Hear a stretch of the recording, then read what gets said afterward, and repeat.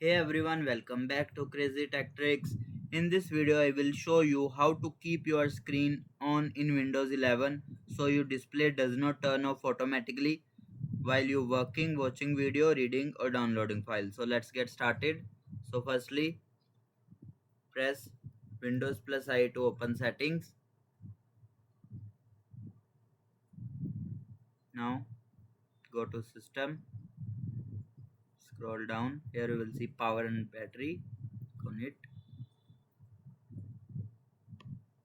Now in the hibernation timeout section, here you will see turn my screen off after.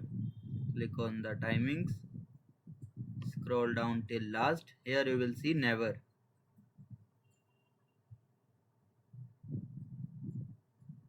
Now you will see your screen will be never turn off.